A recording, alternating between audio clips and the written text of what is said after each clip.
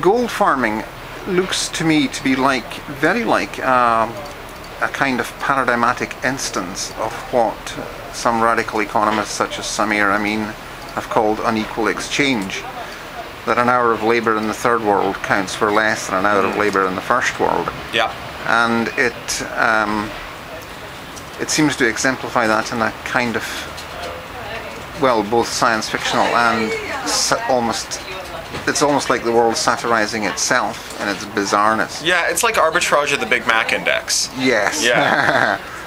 The third question I was going to ask you, and I think we can kind of wrap after that one, is you're well known as a proponent of freedom for the new electronic media and social media and so on. What's your comment on how the recent riots and looting and so on in Britain tie into that?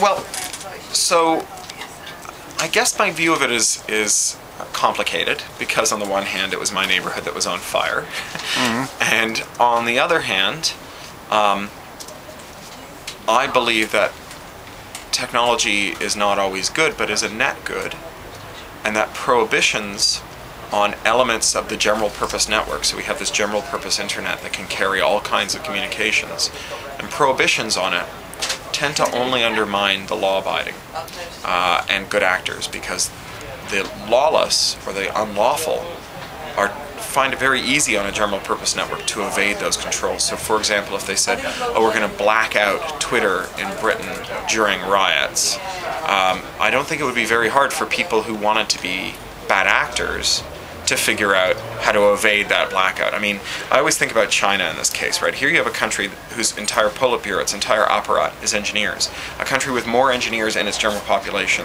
than any other country in the world. A country that builds most of the network gear used in the world.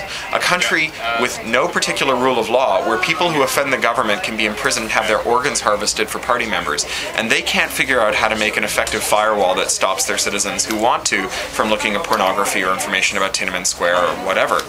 And if they can't do it, how is Britain going to do it? And so if Britain can't do it, then all a Twitter blackout would accomplish is that people who wanted to use Twitter to find out what was going on in their neighborhood, to assure their loved ones that they were safe, to coordinate a response to help themselves do better, to provide information to the press that produced a wide range of points of view on current affairs, instead of having that narrow window into it that you get when all you get is cameramen for Sky zooming in on anything on fire and just putting that on 24/7. Those people are locked out of the dialogue. People who want to send each other messages that say, I'm at this street and such a street and it's on fire, would you like to come down and help yourself to some trainers, won't be curtailed at all. And so I guess what I feel is that although social media can do bad and good things, all a prohibition does is tilt the balance in favor of the bad.